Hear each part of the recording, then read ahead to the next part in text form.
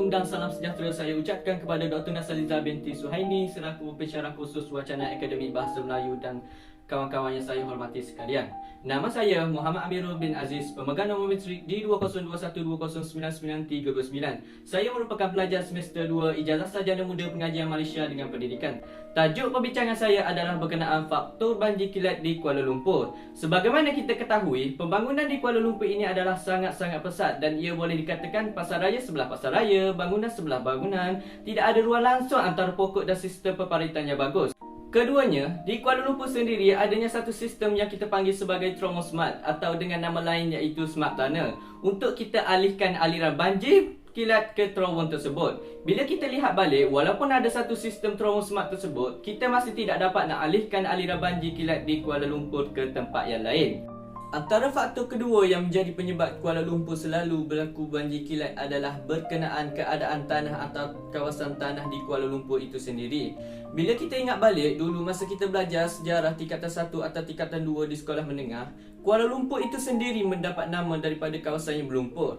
Jadi, bagi pengetahuan kita semua, tempat yang berlumpur itu adalah kawasan-kawasan sama ada seperti paya atau tempat-tempat bakau.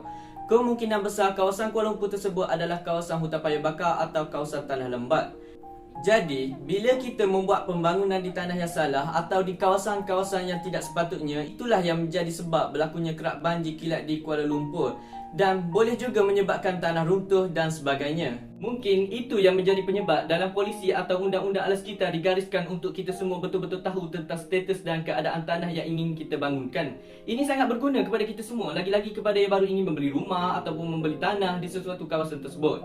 Kadang-kadang kita sangat teruja dengan penawaran harga rumah dan harga tanah yang terlalu murah sehingga kita lupa untuk soal selidik dahulu apa status tanah tersebut, apa bentuk tanah tersebut sebelum dibangunkan. Misalnya seperti Kuala Lumpur, bila kita tengok kerap sangat berlaku isu banjir kilat, mungkin masalah itu berpunca daripada penempatan itu sendiri. Maksudnya, sebelum dibangunkan lagi tempat itu, semua orang dah sedar tempat itu tidak sesuai untuk dilakukan pembangunan. Faktor ketiga kenapa Kuala Lumpur selalu sangat banjir kilat adalah kita tidak mengajar kepada orang lain untuk mengelak daripada banjir kilat tersebut. Ini berpunca daripada kawasan itu sendiri yang padat dan mampat dengan penduduknya. Mungkin ini menjadi penyebab kenapa kita tidak mengajar orang lain bagaimana nak lari dari banjir ataupun bagaimana nak bersedia menghadapi banjir kilat di Kuala Lumpur. Sebab itulah kita tidak boleh sewenang-wenangnya mengeluarkan status hutan simpan atau tak boleh masukkan satu-satu bentuk hutan di negara kita. Yang terakhir adalah yang sangat-sangat penting untuk kita ialah kita kena latih diri kita. Kita kena ajar kepada semua orang tentang mitigasi banjir. Kerana mengikut kajian pada tahun 2050 atau tahun kedepannya, kebanyakan bandar-bandar di dunia termasuklah Kuala Lumpur itu sendiri akan tenggelam.